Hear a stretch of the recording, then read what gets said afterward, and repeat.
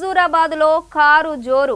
తెలంగాణ రాష్ట్రంలో హుజూరాబాద్ అసెంబ్లీ నియోజకవర్గ ఉప ఎన్నికకు సంబంధించి ఈ రోజు మంగళవారం కేంద్రం ఎన్నికల సంఘం నోటిఫికేషన్ షెడ్యూల్ను విడుదల చేసింది.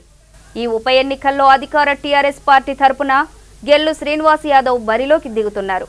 మరోవైపు ఈ ఉప ఎన్నికకు కారణమైన మాజీ మంత్రి ఈటల రాజేందర్ చేరిన బీజేపీ మరో ప్రధాన ప్రతిపక్ష పార్టీ అయిన కాంగ్రెస్ కానీ ఇంతవరకు తమ పార్టీల తరపున బరిలోకి దిగేది ఈ అభ్యర్థి అని మాత్రం ప్రకటించలేదు.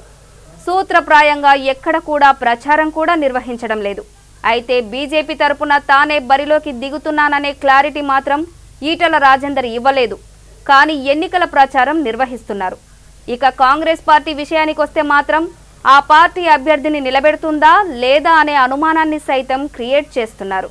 మరోవైపు టీఆర్ఎస్ పార్టీ ఇప్పటికే హుజూరాబాద్ నియోజకవర్గ వ్యాప్తంగా అన్ని గ్రామాలను అన్ని మండలాలను చుట్టి వస్తూ ఎన్నికల ప్రచారాన్ని విజయవంతంగా నిర్వహిస్తోంది.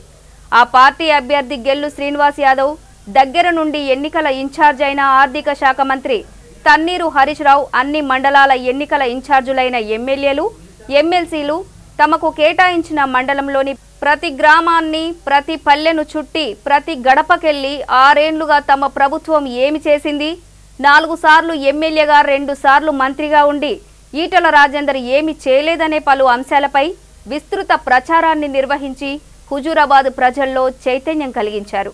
ఈటల రాజేందర్ తన ఎమ్మెల్యే పదవికి రాజీనామా చేసిన దగ్గర నుండి ఈ రోజు వరకు టీఆర్ఎస్ ప్రభుత్వం చేపట్టిన పలు అభివృద్ధి సంక్షేమ కార్యక్రమాలతో ప్రజల్లో ఈటల రాజేందర్ పై తీవ్ర వ్యతిరేకత కలిగింది.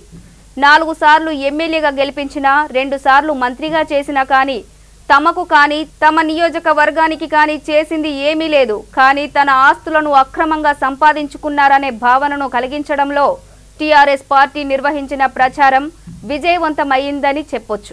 ఒకవైపు ఎన్నికల ప్రచారం నిర్వహిస్తూ మరోవైపు 4 సార్లు ఎమ్మెల్యేగా గెలిచి 2 సార్లు మంత్రిగా పనిచేసి అధికారాన్ని అడ్డుపెట్టుకుని అక్రమంగా సంపాదించిన చేసిన పలు కుంభకోణాలపై ఈటల రాజేందర్ గురించి ప్రజలకు అర్థమయ్యేలా వివరిస్తూ ఇంకోవైపు పలు సంక్షేమ అభివృద్ధికి కార్యక్రమాలను అమలు చేస్తూ హుజూరాబాద్ ప్రజల మనసును గెలుచుకుంది టీఆర్ఎస్ పార్టీ.